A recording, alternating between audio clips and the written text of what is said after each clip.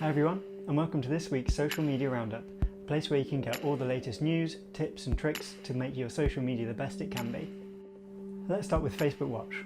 It was a thing created by Facebook to effectively replace their video tab. It was debuted in 2017 in the US. It's still mainly there, they haven't really taken it anywhere yet. They started with partners such as Tastemade and Refinery29 to create content that can take on YouTube and TV, and it will feature episodic content and longer form content. So none of this, 30-second short bursts. It's better content. Like I said, trying to get rid of TV. They are looking to roll this out to the UK, but currently they're trying to work out all the kinks and the issues with it. They've not really got a process for publishers to pitch their projects at the moment, so they're trying to work all of that out. The other problem they're having is they've not really put a timeline for when it is going to come. So publishers are thinking of content to put on there, but they don't know when it's going to happen. So there are a lot of content creators that are starting to actually film projects and hoping that this will get seen by Facebook, and then they'll go, oh, okay, we'll put this on there, we'll put that on there, rather than going through a project proposal phase. They're just going to create it and hope they get seen. Next on Facebook, they've recently released their content moderation guidelines. This is a massive document, it's 27 pages long, and it covers everything from bullying to bad messaging and everything like that you could think of. The problem with Facebook is they've recently been under fire from messages being related to crimes.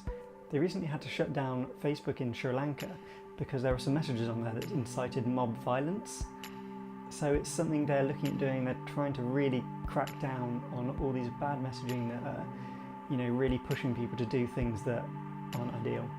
To go alongside this, they're also doubling their already 10,000 person large team for the security and safety.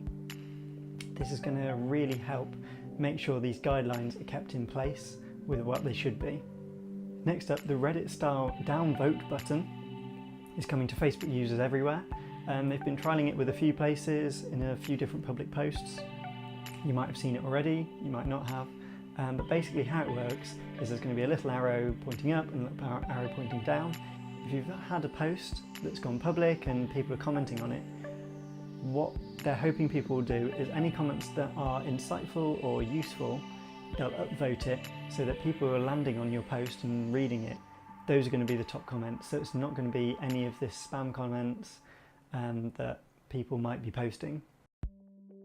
Big news for YouTube, P&G are going to start doing advertising with them again.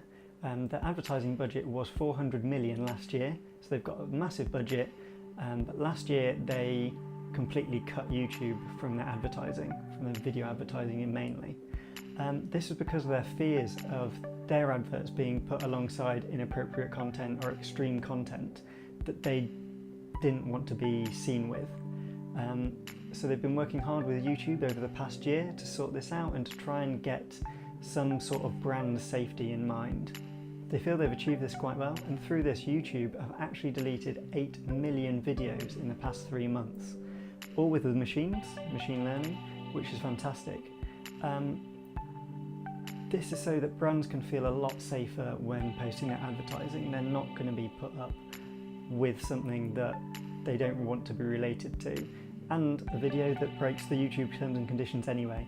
They are going to start posting a quarterly community enforcement report, which highlights the efforts it's going to be taking to purge the site of this content that breaks its terms and conditions. Again, this is so future adverts won't come up against extreme content and brands can feel safe knowing that their advertising is going to be placed where it needs to be and where it wants to be. Now a YouTube fact. The number of YouTube channels earning 6 figures annually has increased 40% this year. That is mad. Reddit, with its amazing growth, has decided to grow its brand team by 50%. There are already 75 people, so it's going to be another few people in there.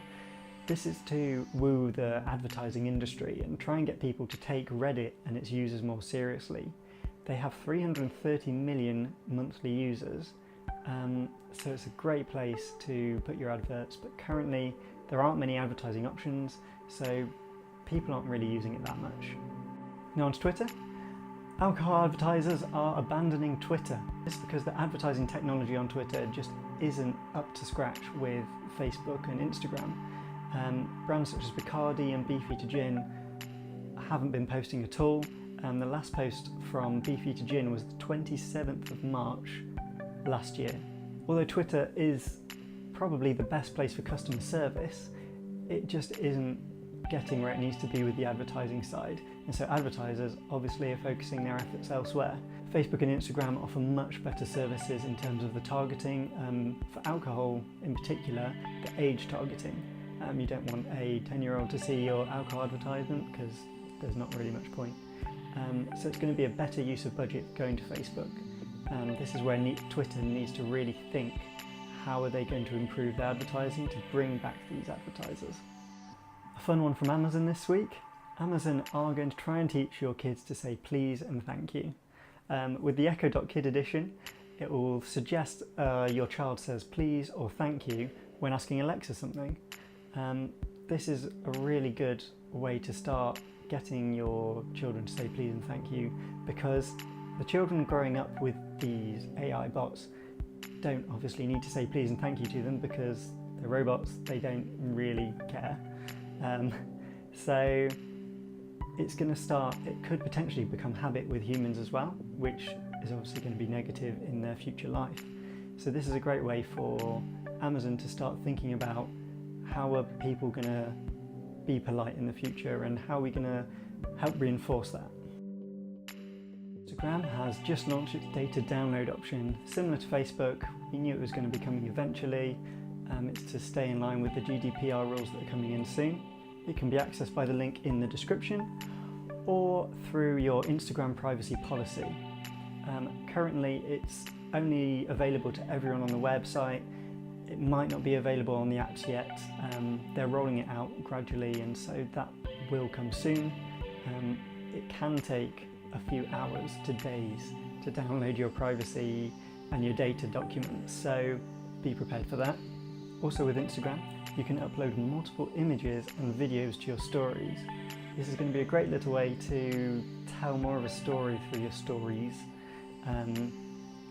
because you can create 10 images or 10 videos and upload them straight away, so you're not uploading one, someone's watching it, and then while you're uploading the other they've just gone to something else. They'll stay on it and see all 10 pieces. Finally, unskippable 6-second ads are coming to Snapchat. It's not something they usually do, they're not massive on the advertising front, but they need the revenue. The advertising is the only way they're getting revenue currently. They aren't going to be everywhere, which is good. They're only going to be on their TV style shows, so not in the Discovery tab, just in everything else. It's going to be interesting to see how people react to this and if they're okay with it. A lot of people are getting used to watching videos and watching TV for free, but having to watch through an advert instead of having to pay for it, so it could be quite interesting. That's everything for this week. It was quite a quick one. I hope you learned something, and if you'd like to like us and subscribe to us to stay up to date with all the news and tips.